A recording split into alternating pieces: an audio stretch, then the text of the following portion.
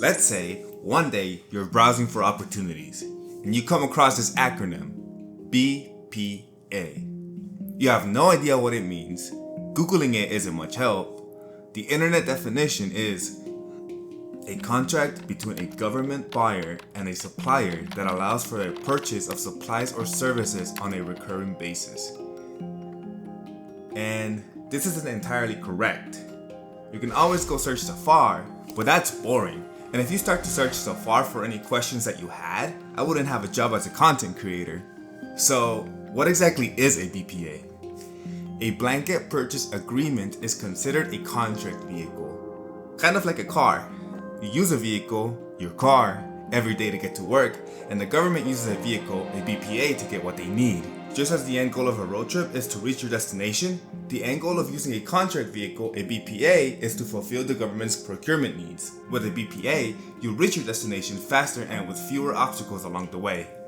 So, how exactly does this work? I'm gonna go ahead and get this out of the way. You remember our definition from Google? A contract between a government buyer and a supplier that allows for the purchase of supplies or services on a recurring basis. Cross out the word contract.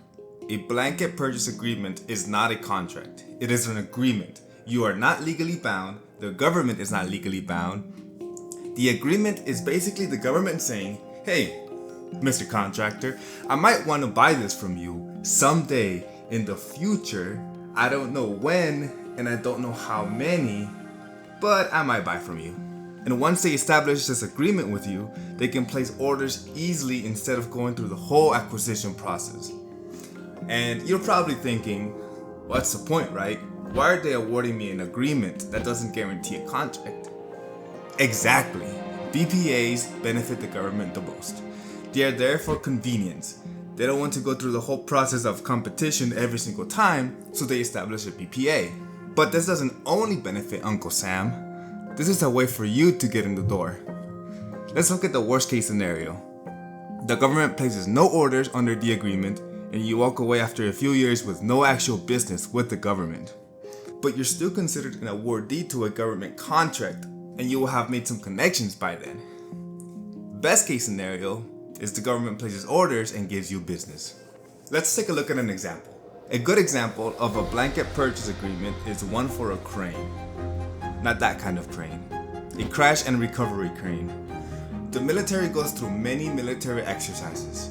Some of these include flying exercises, and sometimes they don't always go as planned, and they have a little plane incident.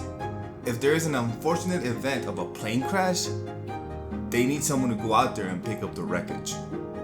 However, there is no way for them to know if a plane will crash ahead of time.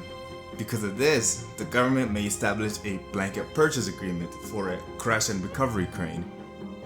It's them saying, hey, I don't know if we will have an accident this year, I don't know if we will have multiple accidents, or if any accidents at all, but if we do, we want to give you a call. And that's how blanket purchase agreements generally work. This is a beginner explanation on how BPAs work. There's a whole lot more to them. A section about BPAs is located in FAR 8.405-3 if you feel like being bored out of your mind. But remember, as boring as it is extremely useful to be informed. So go ahead and do some reading.